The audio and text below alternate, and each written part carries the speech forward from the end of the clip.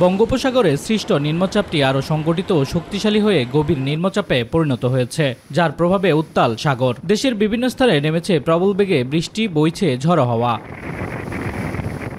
উপকূলীয় জেলা বরগুনা, ঝালকাঠি, পটুয়াখালী, ভোলাসহ কয়েকটি জেলায় ভারী বৃষ্টিপাত ও জোয়ারের পানিতে তলিয়ে গেছে নিম্নাঞ্চল। এতে ভোগান্তিতে স্থানীয়রা।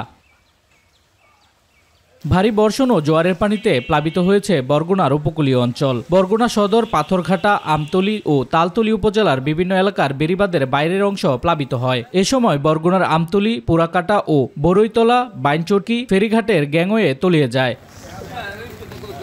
নিম্নচাপের প্রভাবে ভোলার মেঘনা ও তেঁতুলিয়ায় পানি স্বাভাবিকের চেয়ে 9 সেন্টিমিটার বেড়েছে। উত্তাল হয়ে উঠেছে নদীর পানি। গতরাত থেকেই ভোলায় বৃষ্টি হচ্ছে, ফলে বৈরী আবহাওয়ার কারণে ভোলার সব রুটে লঞ্চ ও ফেরি চলাচল বন্ধ রয়েছে। এছাড়াও অন্যান্য জেলার নৌ রুটে বন্ধ রয়েছে লঞ্চ ও ফেরি চলাচল। নিম্নচাপের প্রভাবে কক্সবাজারে সাগর উত্তাল হয়ে উঠেছে। জোয়ারের পানি উচ্চতার স্বাভাবিকের চেয়ে 3 থেকে 4 ফুট বৃদ্ধি পেয়ে কূলে আঘাত আনছে। সকাল থেকে কক্সবাজার শহরে থেমে থেমে বৃষ্টি হচ্ছে। কক্সবাজার উপকূলে 3 নম্বর স্থায়ী সতর্ক সংকেত দেখাতে বলা হয়েছে। এদিকে বৈরী আবহাওয়ায় উত্তাল সাগর উপভোগ করছে কক্সবাজারে আগত পর্যটকরা। ভারী বৃষ্টিপাতে পার্বত্য অঞ্চলে শঙ্কা রয়েছে পাহাড় ধসেরও। স্থানীয় প্রশাসনের পক্ষ থেকে সতর্ক করা হচ্ছে ঝুঁকিপূর্ণভাবে বসবাসকারীদের। শামস তাবরিজ উচ্ছ্বাস, মাই টিভি নিউজ ডেস্ক।